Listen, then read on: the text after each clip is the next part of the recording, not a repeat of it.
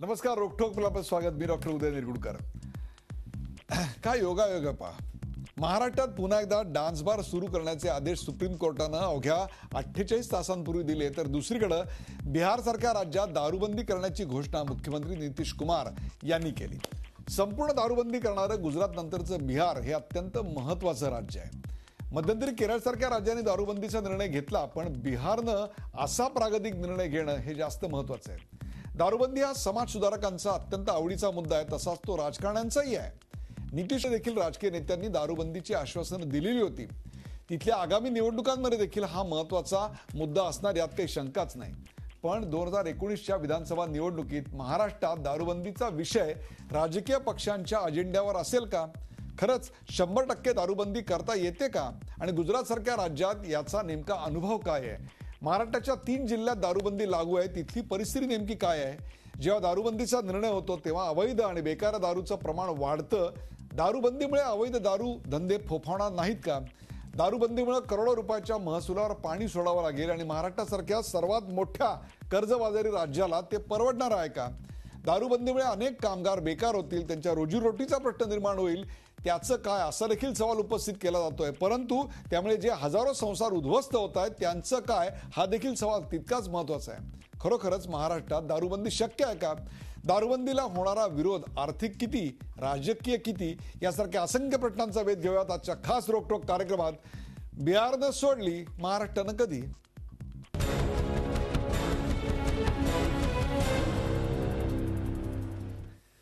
बिहारनं सोडली, महाराष्ट्रानं कधी? या कार्यक्रमात सुरुवातीला पाहूया या विषयावरचा एक खास रिपोर्ट. बिहारमध्ये बाटली आडवी, महाराष्ट्रात कधी होणार? अभयभंगांची राज्यात दारूबंदीची मागणी. बिमारू राज्य नाही तर विकसित राज्य असा लौकिक बिहारला मिळवून द्यायचा असेल तर दारू हद्दपार करणं गरजेचं आहे हे नितीश कुमार जाणतात. त्यासाठी पहिलं पाऊल त्यांनी उचललंय. नितीश कुमारांनी बिहारमध्ये दारूबंदी जाहीर करून टाकली. त्यामुळे 2016 पासून बिहारमध्ये दारू मिळणार नाही.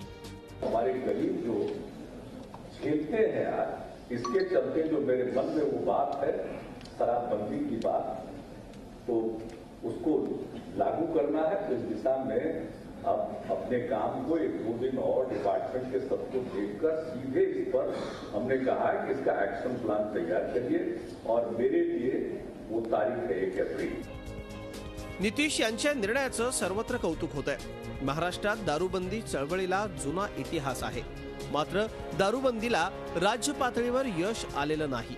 नितीश कुमार यांनी बिहारमध्ये हा निर्णय घेण्याचं दाखवलेलं धाडस महाराष्ट्रात कधी दाखवलं जाणार, असा सवाल ज्येष्ठ सामाजिक कार्यकर्ते डॉक्टर अभय बंग यांनी विचारलाय.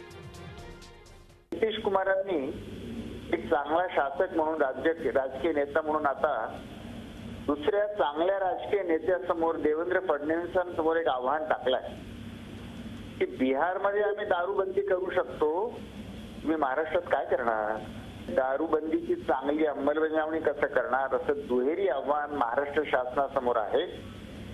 आणि मी अशी अपेक्षा करतो आणि मागणी करतो की महाराष्ट्र शासनाने आणि समाजाने हे आव्हान स्वीकारावं. अभय बंग यांच्या मागणीमुळे राज्य पातळीवर दारूबंदीची जोरदार चर्चा सुरू झाली आहे. सत्तेत असलेल्या शिवसेनेनं दारूबंदीला थेट पाठिंबा जाहीर केला असला तरी सरकारच्या भूमिकेकडे सगळ्यांच्या नजरा आहेत.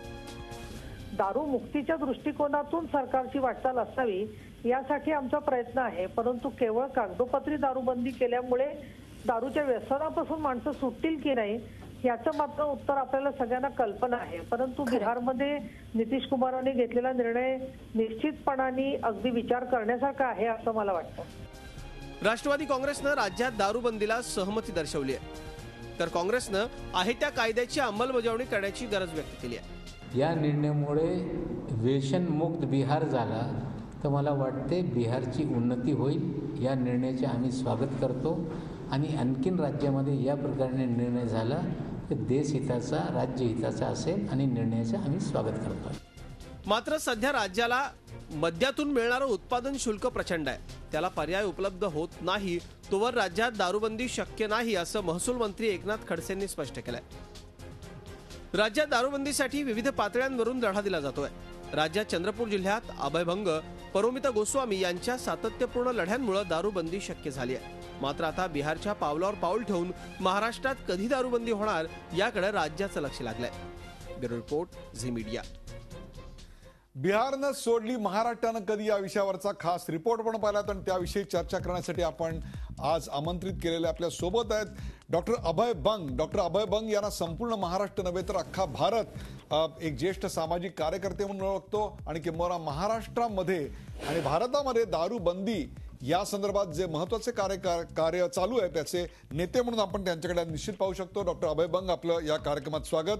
आपल्याबरोबर महाराष्ट्र राज्याचे अत्यंत ज्येष्ठ असे मंत्री ज्यांच्याकडे राज्य इतर अनेक खात्यांबरोबर राज्य उत्पादन शुल्क असं देखील खातं त्यांच्याकडे आहे. सर, आपलंही स्वागत.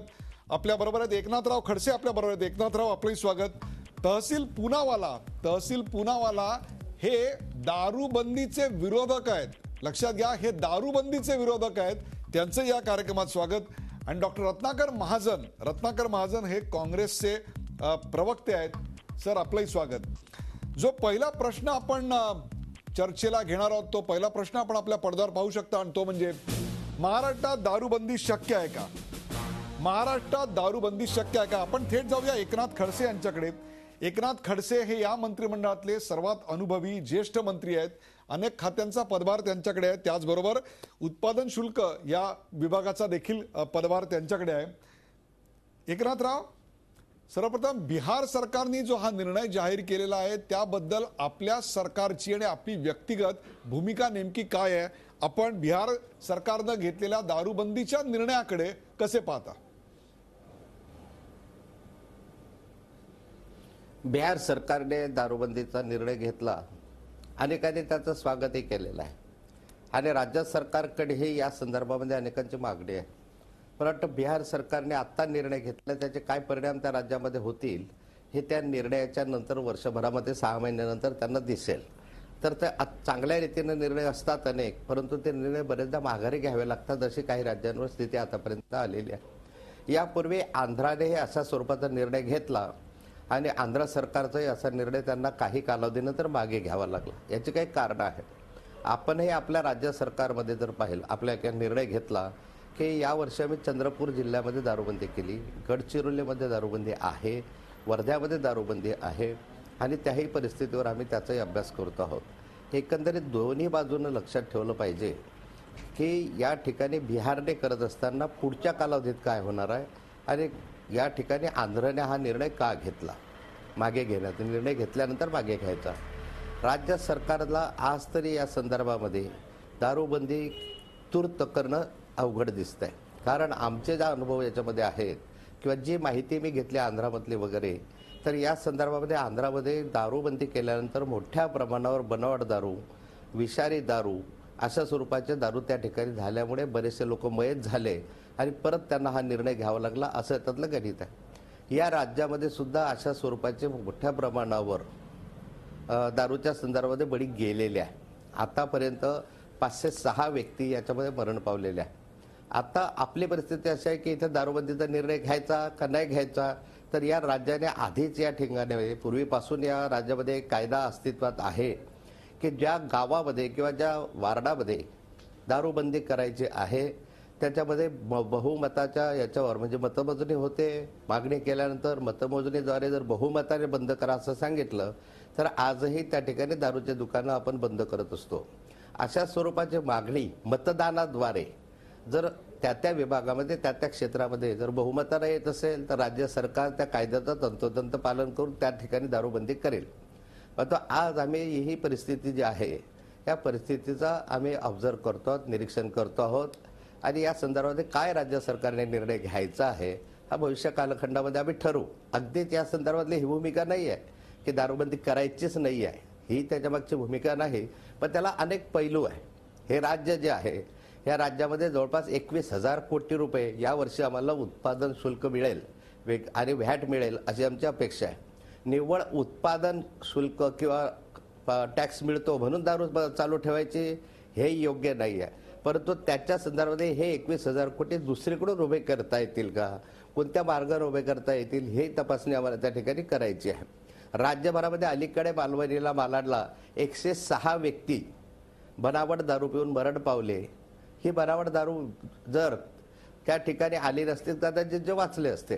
दारू पूर्णतः बंद केल्यामुळे दारू पिण्याचं प्रमाण कमी झालं परंतु थांबलं नाही, असा पण आमचा अनुभव आहे. त्यामुळे सर्वंकष निर्णय घेत असताना या सर्व पैलूंची तपासणी करून मग या संदर्भात राज्य सरकार निर्णय घेईल. बरोबर आहे. आपण आपल्याबरोबर डॉक्टर अभय बंग. डॉक्टर अभय बंग, 3 मुद्दे आता एकनाथरावांनी मांडले आहेत. त्यातला पहिला मुद्दा की राज्य शासन याचा अत्यंत गांभीर्यानं विचार करते, परंतु याचे अनेक पैलू आहेत. त्यातला एक पैलू आहे तो आहे अनधिकृत दारूच्या. अधिकृत दारूवर तुम्ही बंदी आणल्यानंतर अनधिकृत बेकायदा दारू येते आणि ती अधिक जीवघेणी असते. नंबर 2, 21,000 कोटी रुपये उत्पादन शुल्क मिळतं, त्याला दुसरा पर्याय अत्यंत महत्त्वाचा आहे. आणि तिसरा म्हणजे जर गावातल्या लोकांनी ठराव केला बहुमताचा तर दारूची दुकानं बंद होऊ शकतात, तसा आपल्याकडे नियमच आहे. असं असताना देखील आता या क्षणाला आपण जी मागणी सातत्यानं पुढे रेटत आहात ही कितपत व्यवहार्य आहे असं आपल्याला वाटतं? दारूबंदीविषयी कुणीही आपल्याला आपल्याशी असहमत असायचं काही कारण नाही आहे. आपण तहसील पुनावाला यांचं नंतर मत घेणार आहोत, परंतु एकनाथराव तुमच्या मताशी सहमत नाही आहेत अशातला भाग नाही, परंतु ते अधिक व्यावहारिक भूमिका घेत आहेत असं नाही का वाटत आपल्याला? अभय बंग.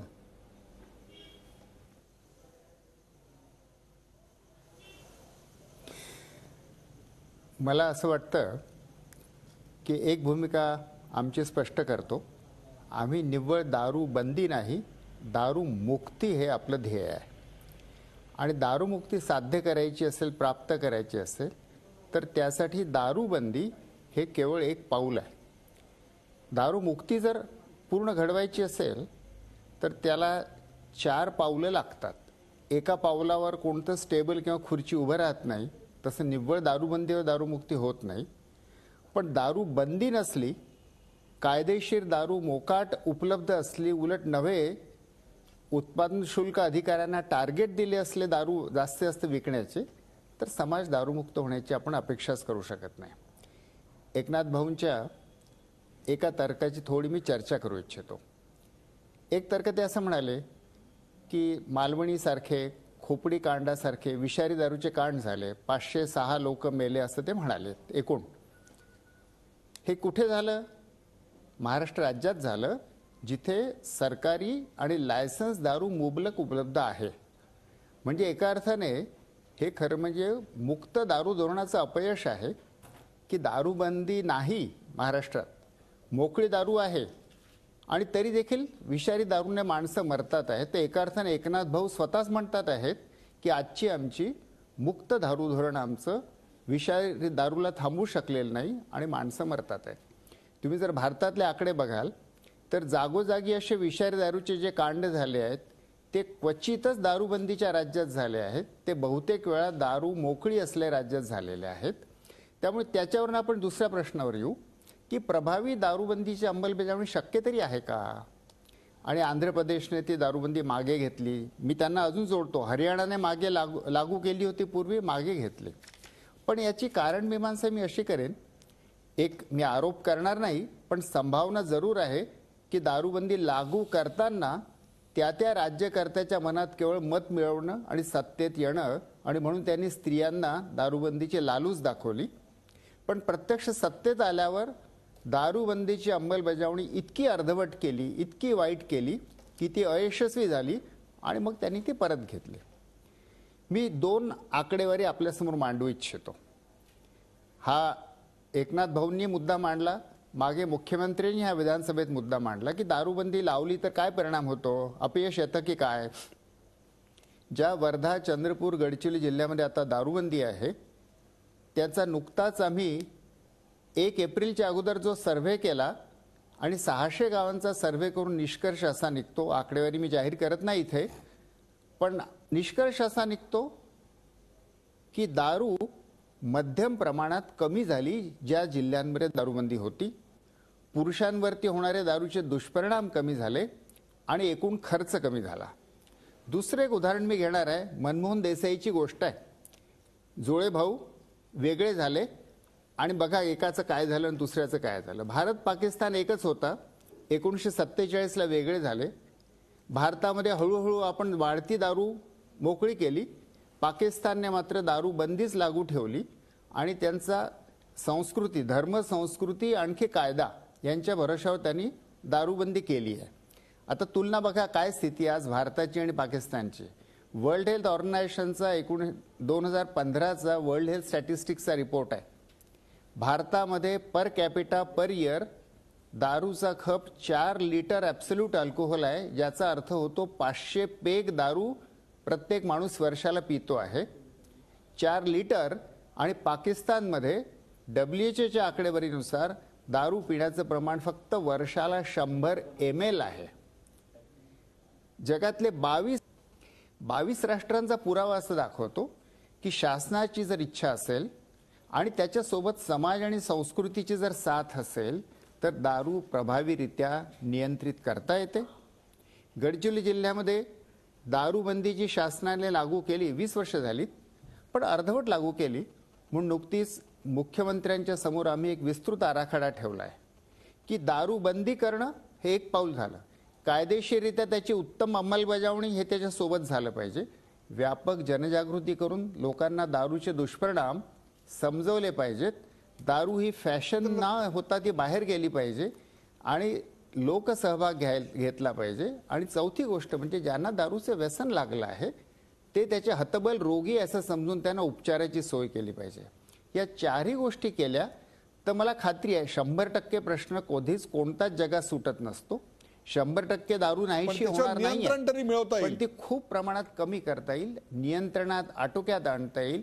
पॉइंट वेट आहे. आपण नक्कीच मिळत. आपण या सगळ्यावर एकनाथरावांचं मत घेणार आहोत, परंतु तहसील पुनावाला आपल्याकडे तहसील पुनावाला यांचा दारूबंदीलाच विरोध आहे.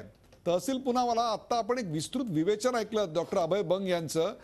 आपण दारूबंदीच्या विरोधात आहात. आपण दारूबंदीच्या विरोधात नेमके कोणत्या कारणासाठी आहात? विशेषतः हे जे प्रतिपादन आहे ते ऐकल्यानंतर देखील आपल्याला असं वाटतं की दारूबंदीला विरोध कायम ठेवला पाहिजे. मैं आपको इसका उत्तर देता हूं. सबसे पहले डॉक्टर साहब ने 22 देशों का जिक्र किया. उन 22 देशों में ईरान, सऊदी अरेबिया, पाकिस्तान जैसे देश है. इनमें से कोई भी देश में जमहूरियत नहीं है. हिंदुस्तान में जमहूरियत है. आप दुनिया में किसी भी जमहूरियत में देखें जहां पे दारूबंदी लागू की गई वहां सक्सेसफुल नहीं हुआ, चाहे वो अमेरिका हो चाहे हिंदुस्तान में कुछ राज्य हो. जैसे एकनाथ साहब ने बिल्कुल सही कहा, आंध्र प्रदेश था, हरियाणा था, इन्होंने वापस ले लिया. तीसरी और बहुत इंपॉर्टेंट चीज है, इन्होंने स्टैटिस्टिक्स दिया पाकिस्तान का और हिंदुस्तान का. मैं स्टैटिस्टिक्स देता हूं, मैं आंकड़ा देता हूं. वर्ल्ड हेल्थ ऑर्गेनाइजेशन के हिसाब से हिंदुस्तान हेल्थ इंडेक्स पे आगे बढ़ रहा है, पाकिस्तान पीछे घट रहा है.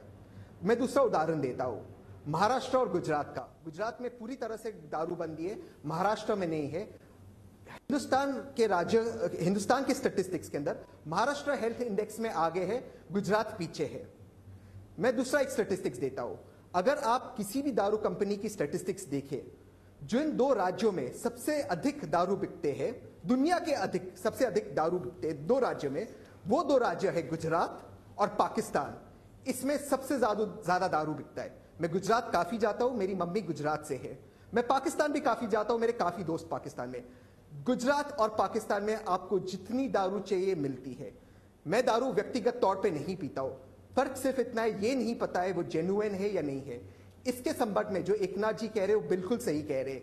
आपको ये नहीं पता कि आपको ओरिजिनल मिल रहा है या नहीं मिल रहा है, उस पर कोई रेगुलेशंस नहीं है. केरला की बात हुई, केरला में दारू बंदी नहीं हुई. मैं पिछले महीने केरला में था. केरला में रेगुलेशंस लाए गए. रेगुलेशंस के खिलाफ कोई नहीं है, लेकिन आप जमहूरियत में किसी चीज को बैन करना ये गलत है. और एक चीज मैं कहना चाहता हूं, आप कह रहे हो धर्म के आधार पर.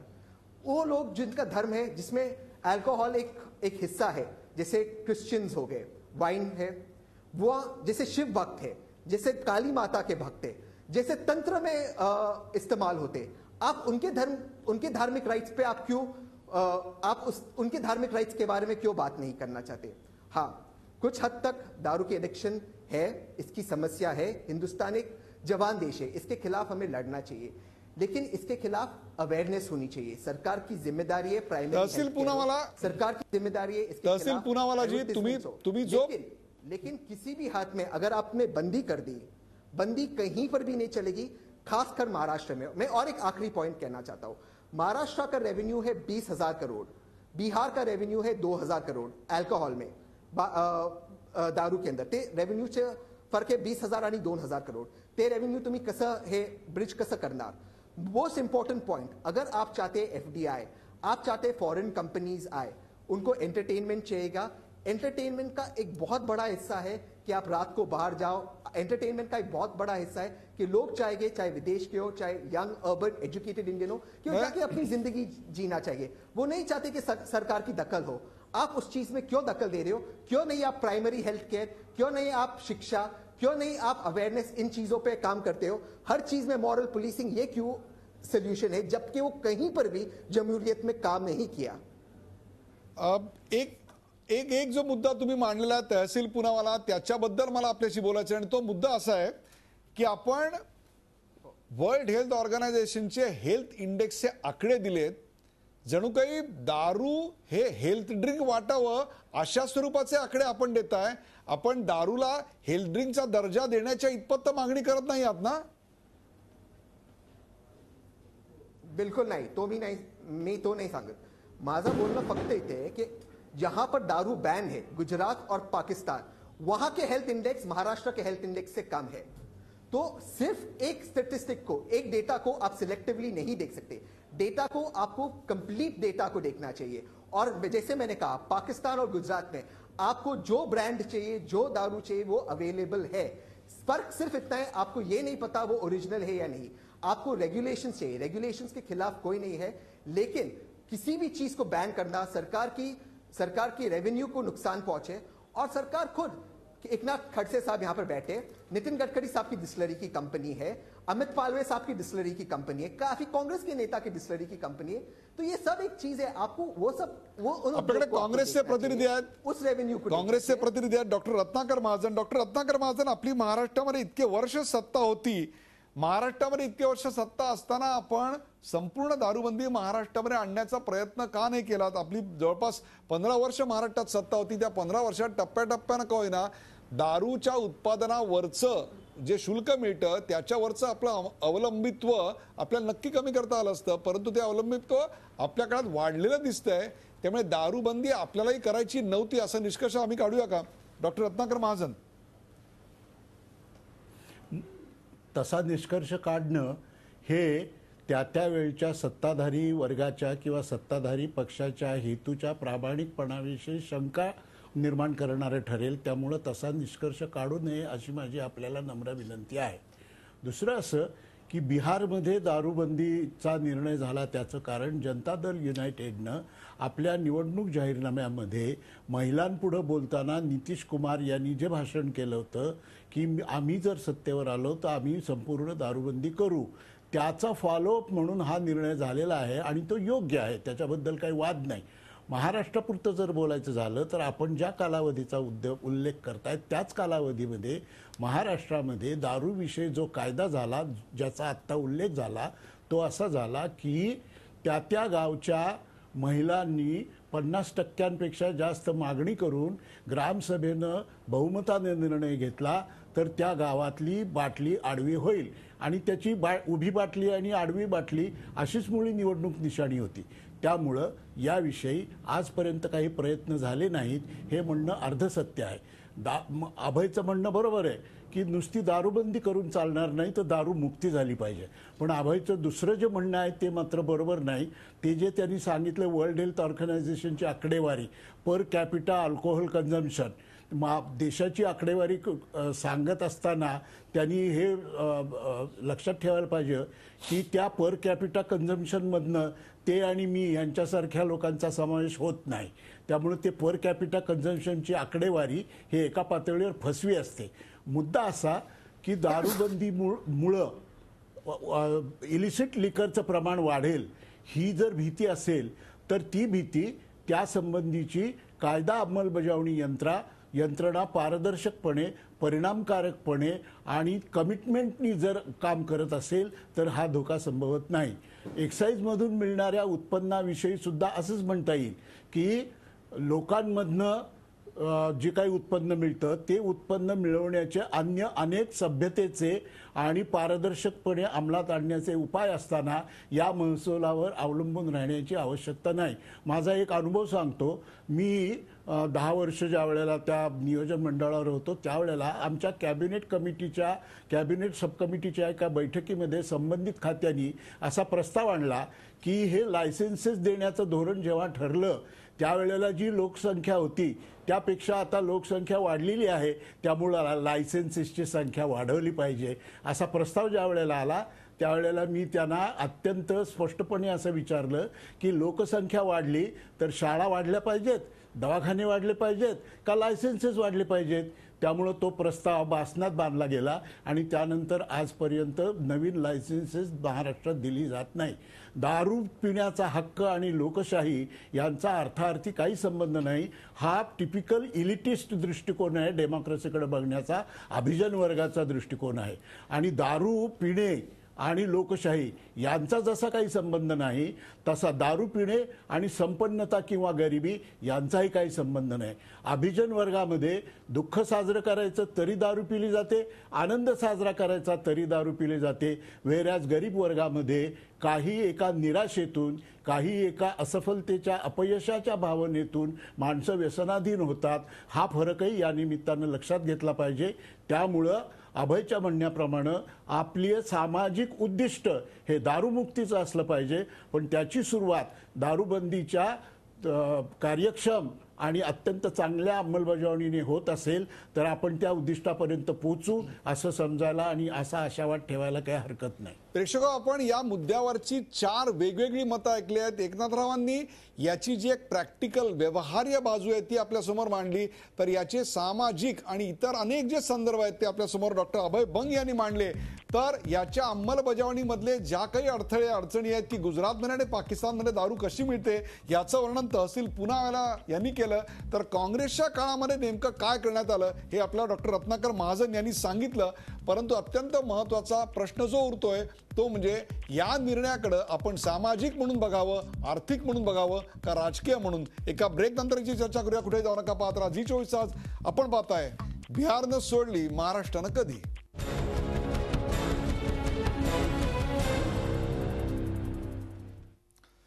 बिहारनं सोडली महाराष्ट्रानं कधी या विषयावर आपण चर्चा करतोय. बिहारमध्ये नितीश कुमार यांनी जो पहिला निर्णय घेतला तो म्हणजे निवडणुकीच्या जाहीरनाम्यात दिलेलं दारूबंदीचं आश्वासन पाळताना 400 कोटीच्या महसुलावर पाणी टाकत त्यांनी दारूबंदी जाहीर केली आणि 1 एप्रिल 2016 पासून दारूबंदी जाहीर करण्यात आली आहे. यापूर्वी भारतामध्ये अनेक राज्यांमध्ये असे प्रयोग करण्यात आले परंतु ते प्रयोग अयशस्वी झाले. महाराष्ट्रात देखील यावर संमिश्र अशा स्वरूपाची आता मतं दिसतात. आपल्यासोबत रत्नाकर महाजन, अभय बंग, एकनाथ खडसे आणि तहसील पुनावाला आहेत. दुसऱ्या भागातला महत्त्वाचा प्रश्न जो आपण चर्चेला घेतोय तो आपण आपल्या पडद्यावर पाहू शकता आणि तो प्रश्न आहे दारूबंदीचा निर्णय आर्थिक किती आणि राजकीय किती. आपण थेट जातो एकनाथराव खडसे यांच्याकडे. एकनाथराव खडसे, दारूबंदी केल्यामुळं महाराष्ट्राला महसुलाचा प्रचंड मोठा फटका बसेल यात काही वाद नाही. 20-21 हजार कोटी आणि त्याचं पर्यायी व्यवस्था ही काही अशी एका रात्रीत आणि एका दिवसात आणि एका वर्षात उभी राहत नसते. त्यामुळे अशा प्रकारचे निर्णय घेताना जशी आर्थिक भान बाळगावं लागतं तसंच सामाजिक भान देखील बाळगावं लागतं.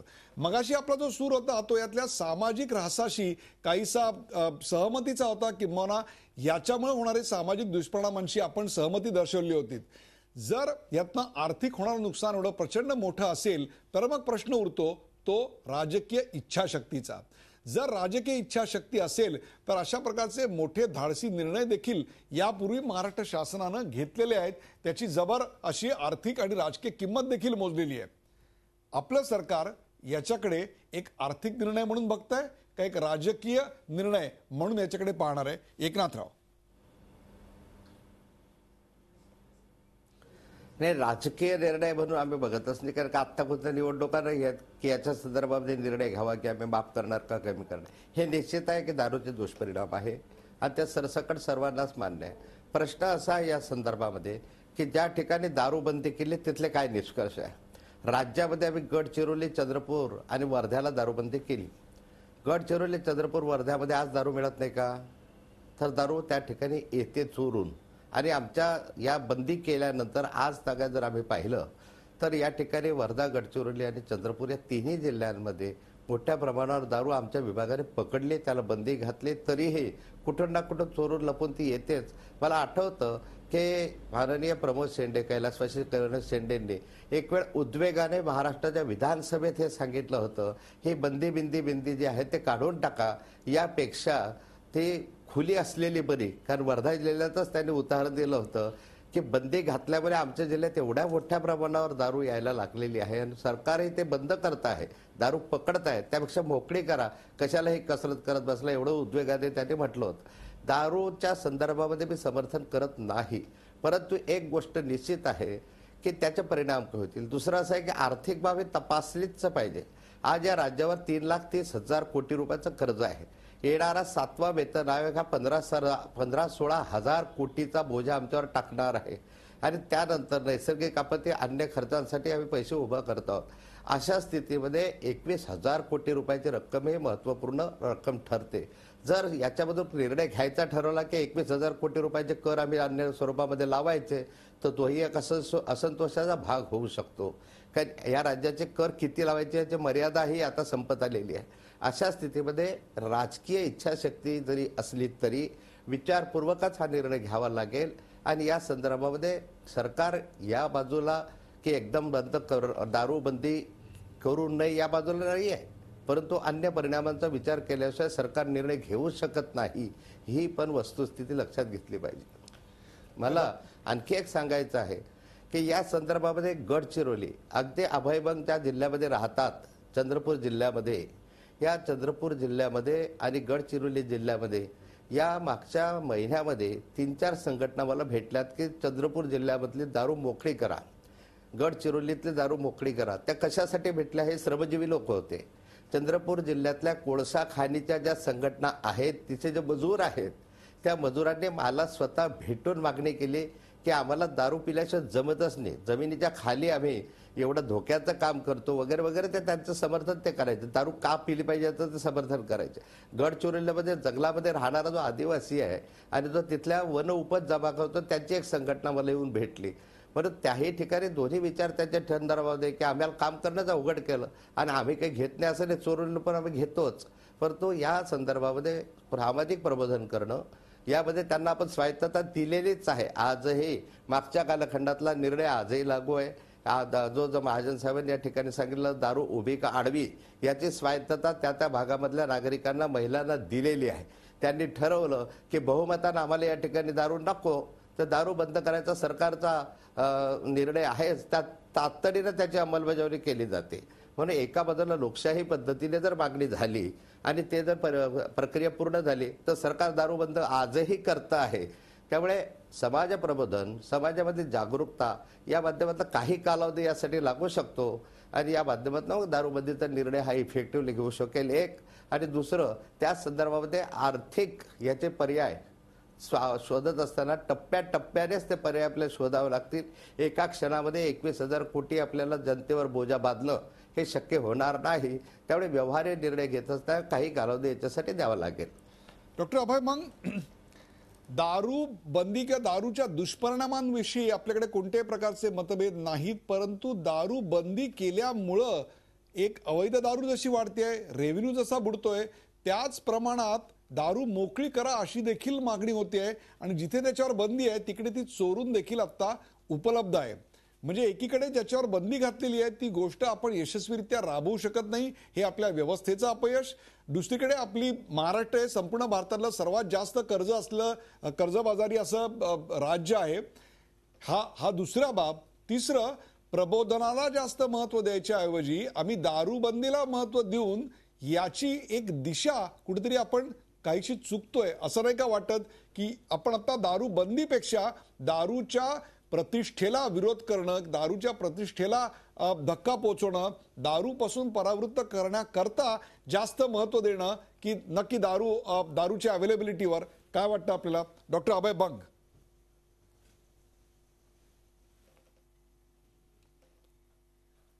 मला असं वाटतं की हे किंवा ते असा प्रश्न याला पोज करणं जरा चूक आहे. समाजामध्ये प्रबोधन करून आणि समाजातल्या प्रथा आणि संस्कृती बदलवून दारूला अप्रतिष्ठित करणं तर अतिशय आवश्यकच आहे. पण जर शासनच दारूचे लायसन्सेस देत असेल आणि शासनाचे मंत्री हे म्हणत असतील की आमची सगळी शासकीय अर्थव्यवस्था दारूवर अवलंबून आहे, तर दारूची समाजामध्ये कायदेशीर प्रतिष्ठापना होते. म्हणून जनजागृती करणं, सामाजिक सांस्कृतिक दारूच्या बाबतीत बदल करणं अत्यावश्यकच आहे. पण दारू बंदी हे त्यासाठी एक नेसेसरी प्री रिक्विजिट आहे. गांधीजींना ब्रिटिशांनी आज हाच सल्ला दिला की तुम्ही दारूबंदीची मागणी कशाला करता, त्याच्याऐवजी तुमच्या भारतीय लोकांना दारू पिण्यापासून परावृत्त करा. गांधीजी त्यांना म्हणाले आहेत की मी खूप प्रयत्न केले आणि मी या निष्कर्षाला आलो आहे की जोपर्यंत दारूचा अव्याहत प्रवाह सुरू आहे दुकानांमधनं, तोपर्यंत निव्वळ शिक्षणाचा परिणाम होत नाही. म्हणून हे किंवा ते असा मुद्दा नाहीच आहे, दोन्ही आवश्यक आहे. त्याशिवाय दारूबंदी यशस्वी होणार नाही. मी अजून 1-2 मुद्द्यांची जी आता उल्लेख झाला त्याची चर्चा करू इच्छितो. हा तर्क आपण थोडा तपासून पाहू की दारूबंदी आहे आणि तरी गडचिरोली असेल, चंद्रपूर, वर्ध्यामध्ये दारू आहे. याची वेगवेगळे उदाहरणं आणि व्यक्तिगत भावनिक उद्रेक किंवा व्यक्तिगत तक्रारीची उदाहरणं घेतली जातात. हा जर तर्क लागू करायचा तर समाजामध्ये भ्रष्टाचार हा बेकायदेशीर आहे पण तरी भ्रष्टाचार आहे, स्त्रियांवरती अत्याचार बेकायदेशीर आहे पण तरी ते आहेत, एवढंच कशाला, चोरी बेकायदेशीर आहे पण तरी ती आहे, मग हे सगळे कायदेशीर करायचे का? जगातला कोणताही प्रश्न 100% कधीच सुटलेला नाही आणि काही प्रमाणात प्रश्न आहे म्हणून कायदा निरर्थक ही जर भूमिका घेतली तर सगळेच कायदे कॅन्सल करावे लागतील. त्यामुळे हा तर्क, ही पद्धतच तर्काची अतिशय चूक आहे. आर्थिक जो मुद्दा आहे तर हा मुद्दा आर्थिक की राजकीय अशी मांडणी करण्याची जी मी असं म्हणणार की अर्थ राजकीय मुद्दा आहे. आणि सरकारला त्याच्या अगोदर हे याच्या नेमक्या आकड्याविषयी मी वेगवेगळे आकडे ऐकतोय. बिहारमध्ये 400 कोटी, पुनावाला म्हणाले 2000 कोटी, वर्तमानपत्रामध्ये मी 3500 कोटी वाचले, 4000 कोटी वाचले. त्यामुळे बिहारचा दारूपासनं किती कर बुडणार आहे याचा नेमका आकडा कळत नाही आहे. पण इव्हन एकनाथ भाऊ जे म्हणाले 21,000 कोटी मला स्पष्ट नाही आहे. दारूपासनं मिळणारा कर 11,000 कोटी आहे असा माझा समज आहे शासनाला. आज ते अचानक 21,000 कोटीचा आकडा सांगतात आहेत की दारूबंदी केली तर 21,000 कोटी, त्यांना ते अधिक माहित असावं. आकडा थोडा स्पष्ट ते उत्तर देणार. 1 मिनिट थांबा फक्त. अभय बंग, एकनाथराव उत्तर देणार. 21,000 आहे का 10,000? पुढे मला बोलायचं आहे त्याला. बरोबर आहे. एकनाथराव, नेमका आकडा किती आहे? बोला, ते बोला. दोन बाबी अभय बंग यांना सांगणार आहे डॉक्टर साहेबांना. आकडा जो आहे 13,500 कोटी रुपये एक्साईजच्या माध्यमातला आहे. त्याच्यावर जो व्हॅट लागतो तो 8,000 कोटी रुपये आणि एकंदर 21,500 कोटी रुपये या वर्षी आम्हाला येण्याची अपेक्षा आहे आणि तो येणार 21,500 कोटी.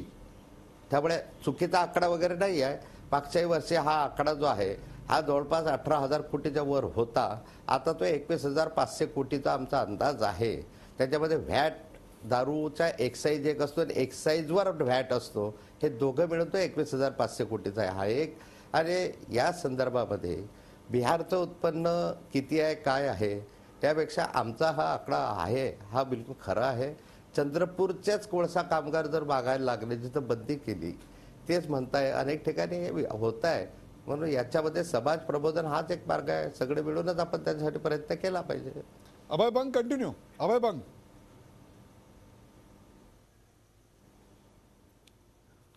माझा तर्क असा होता की म्हणजे असं एक कॅशियर असं म्हणणार किंवा माझ्याकडे येणारी कॅश कमी झाली, पण ज्याला पूर्ण घर चालवायचं आहे तो असं म्हणणार की एकूण या कॅशचा माझ्या एकूण घरावरती काय परिणाम होतोय.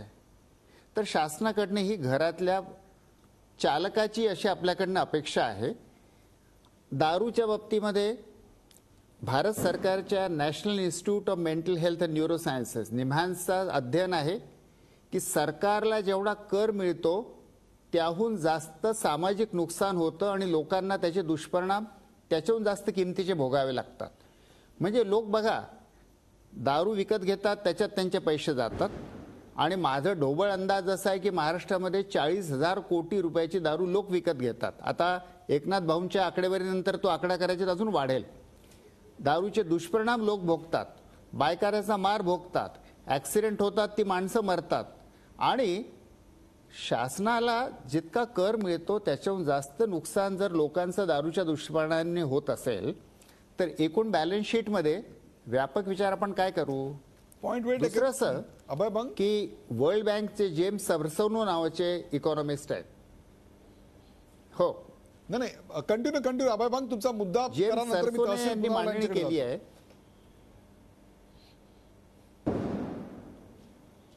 बरं, जेम्स सर्सोने यांनी मांडणी केली आहे, वर्ल्ड बँकचे इकॉनॉमिस्ट, की अविकसित देशांमध्ये जसा जसा पैसा यायला लागला मजुरांच्या हाती, मध्यम वर्गाच्या हाती, तो जर त्यांनी दारूमध्ये उडवला आणि तो पैसा कॅश हाती आल्यावर दारूचं प्रमाण वाढत आहे सगळीकडे, तर उलट या देशांची उत्पादकता कमी होईल आणि यांचा आर्थिक विकास गोत्यात पडेल.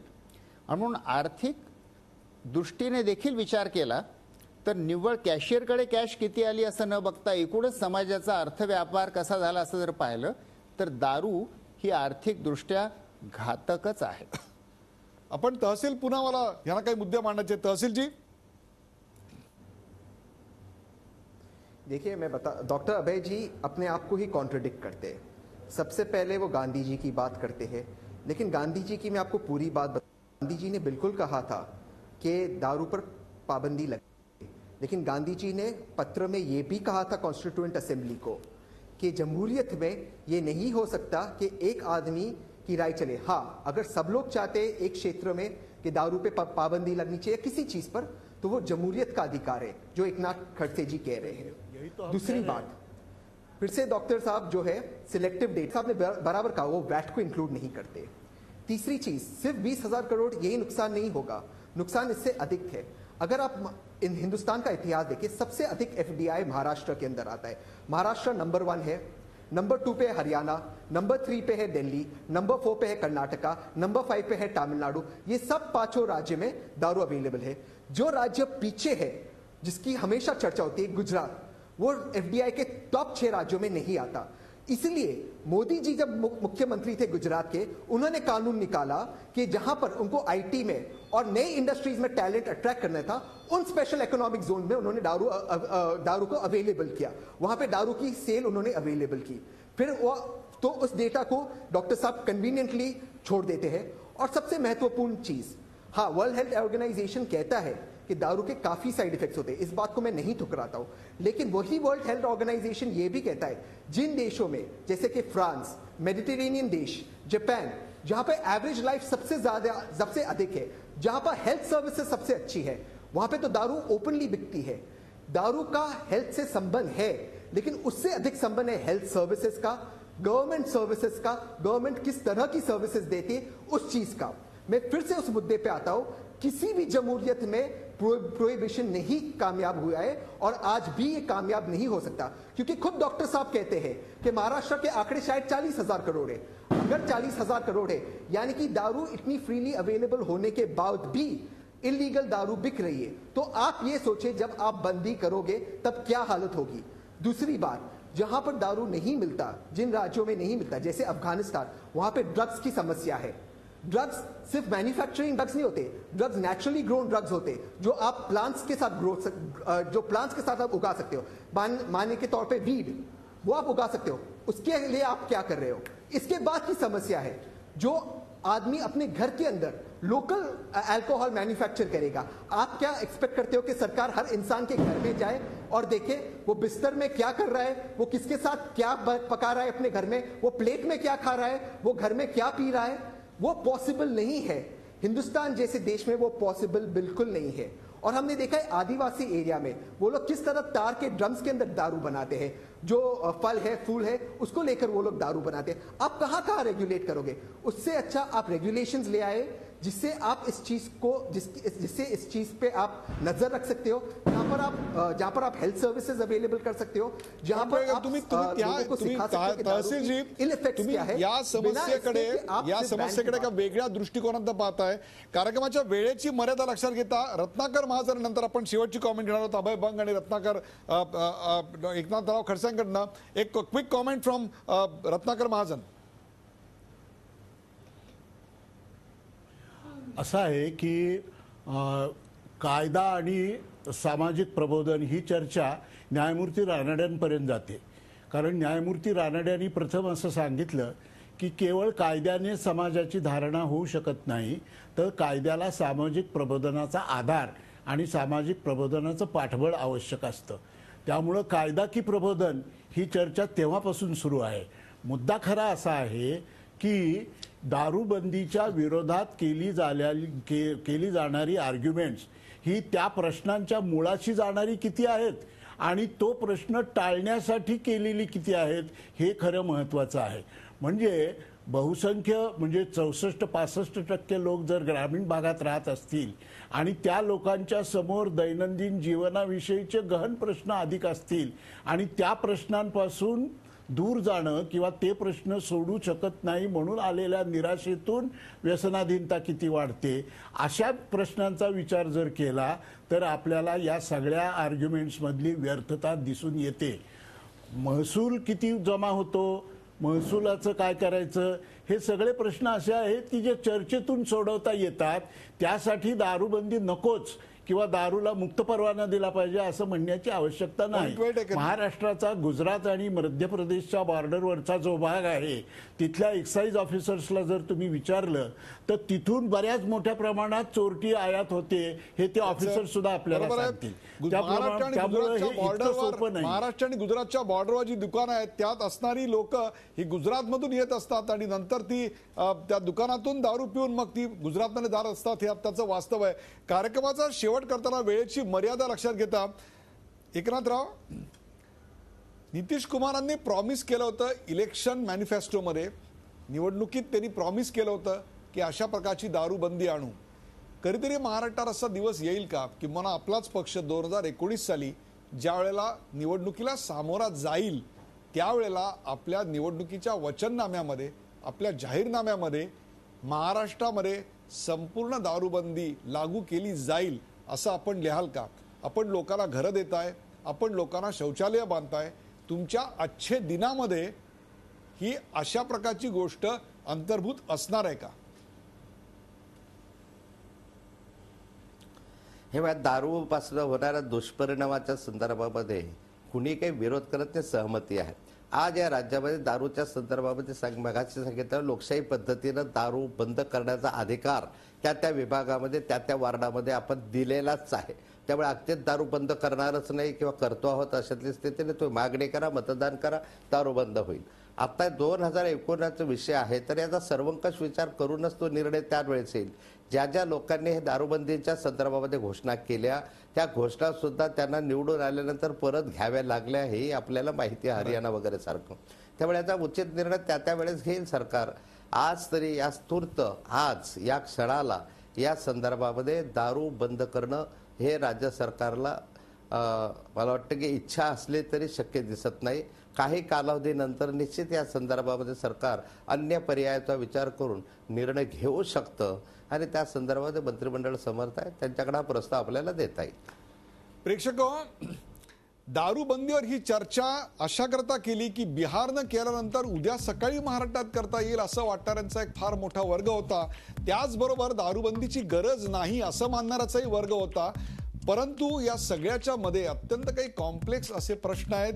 यापूर्वीच्या अनेक राज्यांमध्ये अशा प्रकारच्या गोष्टी झाल्या होत्या. उदाहरणार्थ तामिळनाडूमध्ये आपल्याकडे अशा प्रकारच्या बंदी घालायचा जेव्हा प्रश्न आला होता त्यावेळेला आत्ता सुद्धा जयललिता या स्टेटचा रेव्हेन्यू आणि दारूबंदी याच्यामधल्या कुठल्या तरी गोष्टीमध्ये आता अडकून पडल्या आपल्याला दिसतात. परंतु त्यांनी नवीन लायसन्सेस द्यायला मात्र विरोध केलेला आहे. सोव्हिएत युनियनमध्ये 1985 मध्ये गॉर्बचेव यांनी दारूबंदी विरुद्ध किंवा दारू विरुद्ध नियमन आणायला सुरुवात केली होती. याचं कारण तिथे प्रचंड मोठ्या प्रमाणावर कामगार दारू पिऊन प्रोडक्टिव्हिटी त्या देशाची कमी होत होती असा सगळा भाग समोर आला होता. परंतु एका चर्चेनं या प्रश्नावर तोडगा निघेल अशी आमची अपेक्षाही नाही. पण अशा चर्चा वारंवार कराव्या लागणार आहेत कारण यातूनच एक दिवस राजकीय इच्छाशक्ती निर्माण होईल आणि बंदीचा निर्णय घेण्या इतपत आर्थिक ताकद देखील आमच्यात निर्माण होईल. आपल्या समाजात एकीकडे काहींना वर्षभरातले 10-12 ड्राय डेजही कासावीस करतात. किंवा दुर्दैवानं आज हा विषय जाहीर केल्यानंतर अनेकांनी फोन आणि SMS करून कळवलं की शुक्रवारी हा विषय का करताय. तर दुसरीकडं काहींना दारूमुळं आपलं घर बर्बाद होताना पाहावं लागतंय. दारूबंदीमुळे निर्माण होणारं आर्थिक संकट आणि दारूमुळे निर्माण होणारा सामाजिक दुष्परिणाम या दोहोंची चर्चा वारंवार होते. हा मुद्दा राजकीय आहे की आर्थिक याचा निर्णय अखेर राज्यकर्त्यांना घ्यायचा आहे. जर राजकीय इच्छाशक्ती असेल आणि मोजावी लागणारी कोणती किंमत फार मोठी नसते, हेच अत्यंत महत्त्वाचं असतं. महाराष्ट्रात दारूबंदी कधी होणार याचं उत्तर नेमकं याच गोष्टीत दडलेलं आहे. कार्यक्रमात सहभागी होण्यासाठी ज्या मान्यवरांनी आम्हाला साथ दिली त्यांचे सर्व आभार. ताज्या बातम्यांसाठी पाहत राहा झी 24 तास. रहा एक पाऊल पुढे.